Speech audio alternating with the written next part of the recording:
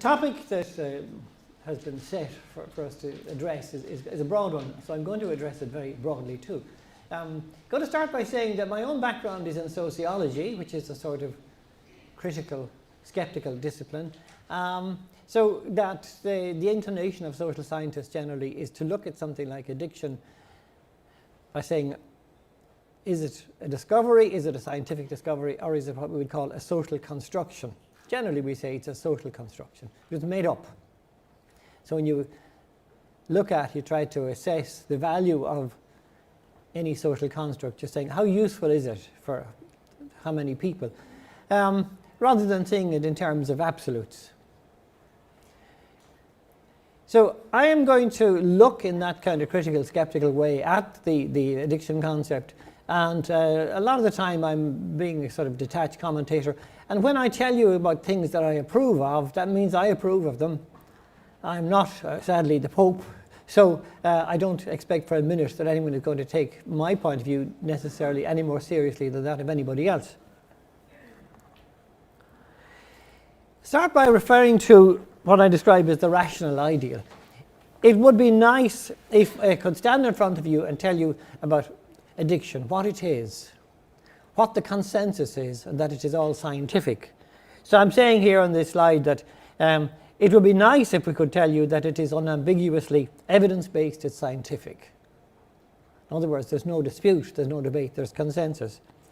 If I could tell you that addiction is commonly understood, that it's uninfluenced by prejudices, religious prejudices, say, stemming from ideas of religious temperance or something of that kind, or moral views about the ethics of using psychoactive substances, or that it's uninfluenced by commercial interests. People who want to sell cannabis now that it's getting to be a bit more available, people who want to flog alcohol or tobacco. I'm not really going to talk about what you might describe as process addictions, something like gambling, because I just don't have time.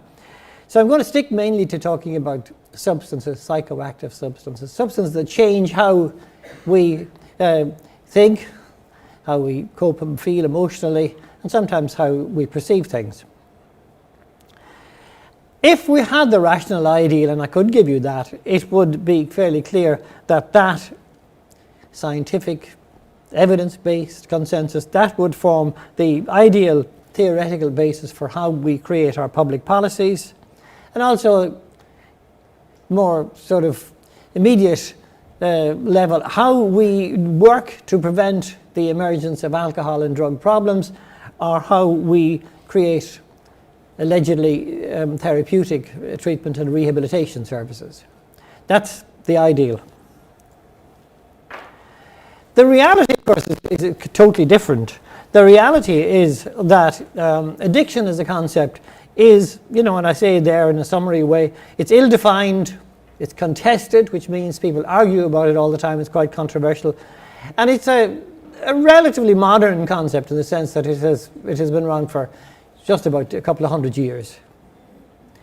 The difficulties I'm referring to here are that at a very fundamental level, there's still a lot of philosophical and legal confusion about issues of personal responsibility. If people develop a relationship with alcohol or drugs, any psychoactive drug, which means that they appear to have lost control over its use, that it has become a compulsive activity, and that they continue to pursue that activity to the detriment of other activities and other values, you could say maybe they're not responsible. Generally, we don't accept that very few societies would see addiction is something that absolves you of responsibility. So we still debate to what extent are people responsible for becoming addicted, developing a relationship that is so problematic with alcohol or drugs. Say in our own legal system, if you look at the mental health legislation, addiction is specifically excluded from those mental disorders that can have you involuntarily committed to a psychiatric institution. There are just 3. Social deviance is one, personality disorder is the other, and the third is addiction. You cannot be involuntarily committed to a psychiatric institution in this country simply because of addiction, the way you could if you had schizophrenia or bipolar disorder or something of that kind. If you're charged with a criminal offence, it's not really an excuse. It might be a mitigating factor when it comes to how the court disposes of you, but it generally doesn't absolve you of responsibility. We still have very complex and very contradictory positions on questions of individual liberty, the right of adults to use any drug they wish. I mean, there's strong philosophical arguments to be made to say that all drugs should be legalized, that responsible adults should be free to use heroin or cocaine or cannabis or whatever it is, the way they are more or less free to use alcohol or tobacco. Those debates go on. They go on in the face of very strong international conventions from the United Nations, which still are essentially prohibitionist, although they are softening too.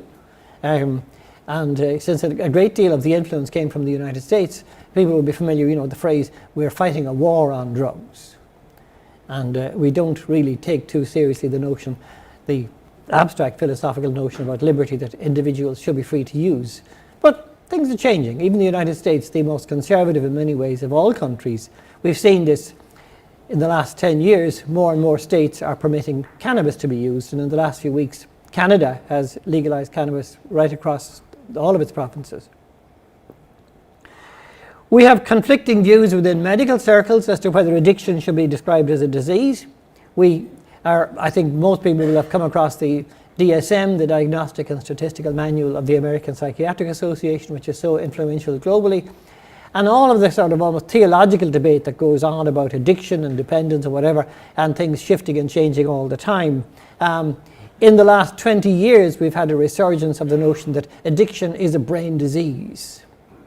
If you read the literature on this, they talked about BDMA, the brain disease model of addiction.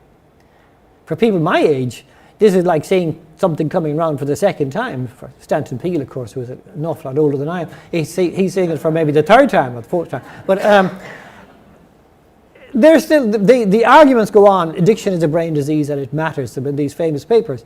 But a very large number of people who are themselves medics don't agree with this either. And you don't see the notion that neuroscience has developed and we now have all of these neuroimaging techniques that we can identify addiction as a physical disorder. That is still very contested. There have been suggestions linked to that we're going to have new treatments like deep brain stimulation. I suspect it's not going to happen. I hope it's not going to happen too.